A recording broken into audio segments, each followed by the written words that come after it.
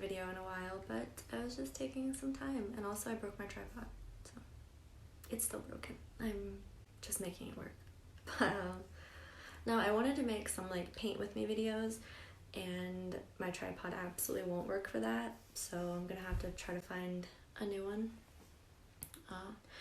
Anyway, today's video is just gonna be kind of a story time, a few different stories talking about my paranormal experiences.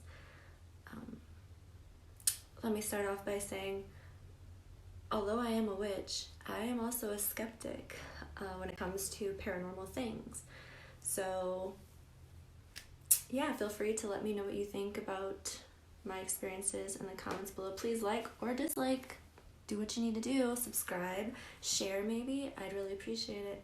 Okay, let's go. So the first time I remember experiencing something that didn't make a lot of sense to me, I was pretty young, like maybe 4 or 5, and I was sitting in a chair by a window, and you know, you can see like dust motes swirling and things like that, and I saw that, I was watching it, I found it really like calming, and I don't know, I was a strange child. So anyway, all of a sudden the dust motes took shape into a hand, and it was like it was reaching down toward me.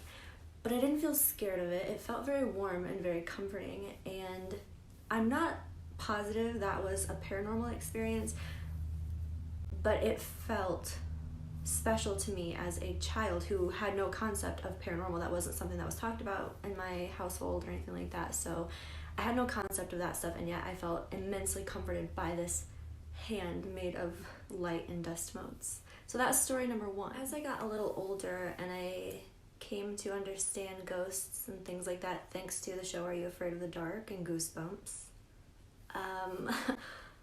I became scared of those things, as I think a lot of kids, maybe even most kids do.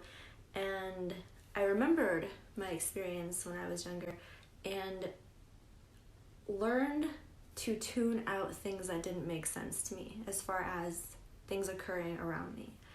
So the next experience that I really vividly remember is when I was actually like 13 or 14, so that's years and years later. But a friend of mine passed away very suddenly when we were in 8th grade. And it was actually someone that I had a crush on, and I later found out had a crush on me, and I was kind of devastated, so it hit me really, really hard. It was my first experience with the death of someone that I was my age. Him being 14, being my age, it caught me so off guard. And I had just seen him a couple of days before downtown. I was walking into the movie rental place with my parents, and he was walking into, I think, their apartment. And anyway, so I went to the funeral, and a couple of days after that, I found out that his mom wanted to meet me, and I had never met her before, so she wanted to meet me, which made me very nervous because I'm extremely shy, and especially back then. And so anyway, my mom sets it up, and my mom and I go to their apartment in town, and she's very sweet, she was very nice to me, but she opened the door, she kind of backed up, my mom followed in, and I was the last one to enter the apartment. And as soon as I shut the door behind me, I had this overwhelming sensation of like my vision narrowing, and I felt very shaky and very weak and very confused. And I didn't understand what's happening. I would like to say, I don't want this to be taken as a negative experience in and of itself. It was negative because I didn't know what was happening and I was scared. But I don't think it was negative energy affecting me. I think it was his energy trying to interact with me, and I had never experienced it before, so I didn't know how to interpret it. And again, it sounds so crazy, even when I'm talking about it, it sounds so made up, but it only lasted for maybe 20 seconds. My mom and his mom, they didn't even notice. Like, they were kind of walking into the living room ahead of me, and I just stood with my back against the door, kind of frozen. And like I said, about 20 seconds, and that passed, and I was fine. Nothing else happened that night.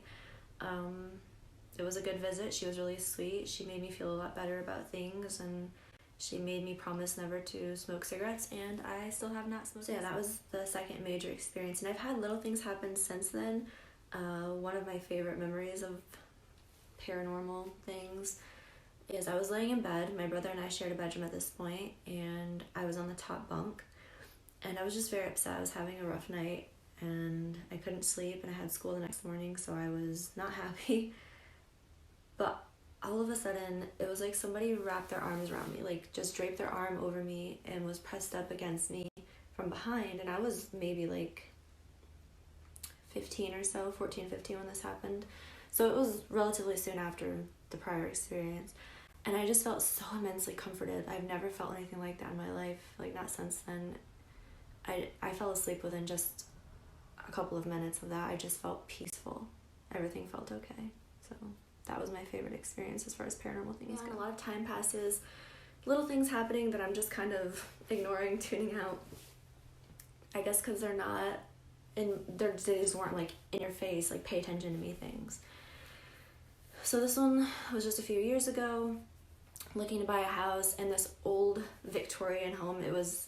It needed a lot of work, but I saw it as it could be, and so it was beautiful to me. And we went into the basement, which was a Michigan basement, which means it was unfinished, just concrete and dirt. Very dingy looking. It looked spooky, and yet I felt nothing there. Nothing creepy, nothing at all.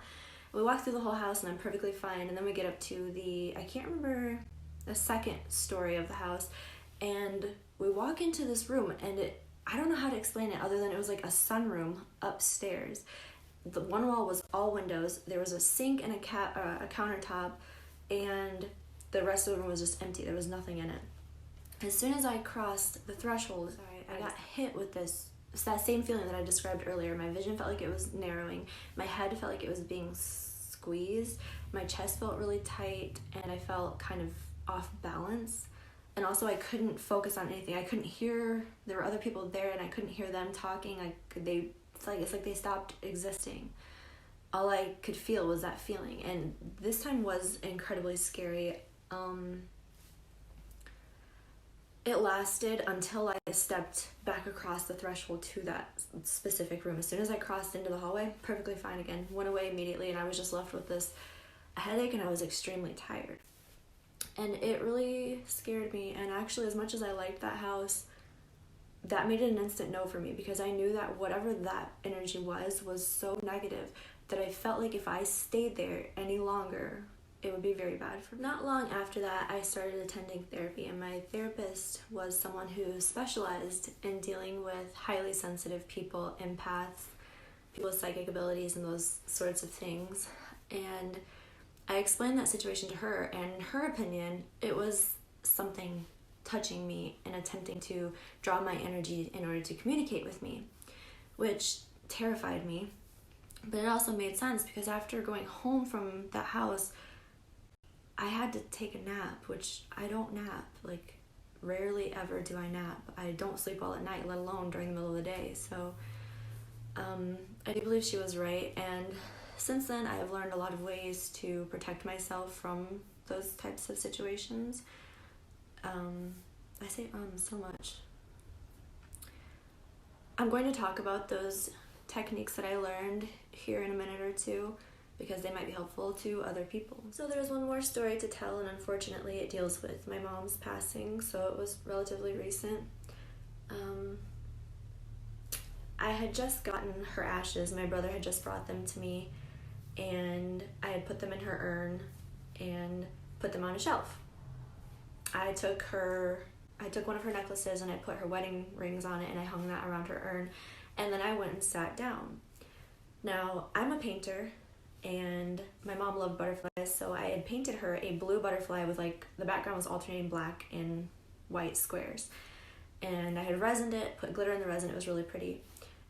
And so, again, put the rings on the necklace, went and sat down. Been sitting down for like 10 minutes. And out of my peripheral, that butterfly painting was sitting beside her urn on the shelf, but it had been there since I had finished painting it, which was months prior. So it had been sitting there for probably like 4 months. And just, again, out of my peripheral, I see it fly off the shelf. And I don't mean fall straight down. It flew out and then fell, and it didn't slide. It just fell, landed flat, just face up, which doesn't make sense because the front of it would have been heaviest, so you would think that would have been on the bottom, but it was facing up. And that scared me because it seemed violent. I don't think it was my mom. Do not misunderstand me. I do not believe that was anything to actually do with my mom. I think it was just something seizing an opportunity while I was feeling incredibly vulnerable and maybe playing on my emotions using my mom. So I immediately came and like smoke cleansed the house and said a lot of, I don't want to say prayers because I don't know if I necessarily pray, but something akin to prayers, I guess. Just vocalized my feelings and told it to get out in no uncertain terms. Since then, various little things have happened, but nothing major, nothing terrifying. That was definitely that one scared me a lot too, just because I didn't expect anything to happen, you know. And the day that I get my mom's ashes and all of that, it was just a strange series of events that day. But that's all I have that's remarkable enough to really talk about. Now I do want to talk about a couple of things. First, we'll talk about me. I've mentioned before I'm an empath, I'm an intuitive, all of those things. And my therapist, again, the one I mentioned earlier, she firmly believed that I had a lot of psychic abilities that I had yet to tap into, and that was making things harder for me. And I've yet to learn to tap into them, so they kind of just hit me randomly and knocked me off my feet, basically. She did teach me a couple of techniques to try to ground myself, center myself, and learn to better handle and process what I'm experiencing. So one is you visualize yourself standing in a field or wherever you feel comfortable, somewhere preferably on like Earth, on the Earth, not just, you know, don't picture yourself on Mars, like on the ground where your feet are in contact with grass or soil. And then you close your eyes and you visualize yourself as a tree with your roots extending from your feet down into the earth, stabilizing and grounding you. And then you picture your branches spreading out, the warmth of the sun hitting them, and you just repeat to yourself that you're strong, that you can handle this, that you will persevere, and all those things. And it really does help to kind of calm you and center you in a moment of panic. At least it helps me, and I hope it'll help somebody else. What else? There's one that's pretty common. It's where you picture a ball of white light starting here, you know, this area, your solar plexus, and radiating out, enveloping your entire body. And you can even expand it to your bedroom or your whole house, and you can, you know, see it wash over family members and pets and things like that.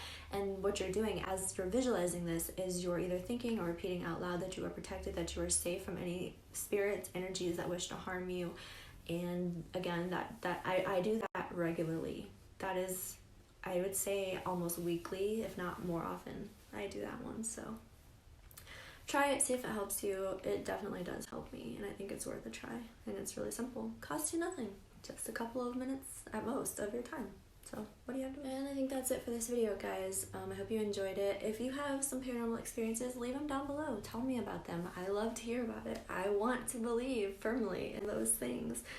As I said, I am a skeptic. I know my own experiences, but I don't expect other people to believe them, because if it was somebody else telling me, I'd probably be like, really? So don't feel bad if you don't believe. I don't expect you to. Anyway, I hope you're all doing well and staying safe in this crazy world.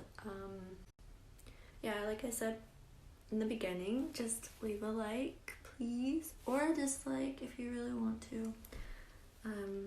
Comment, share maybe, and subscribe if you haven't and you're interested in witchy, crazy things. Okay guys,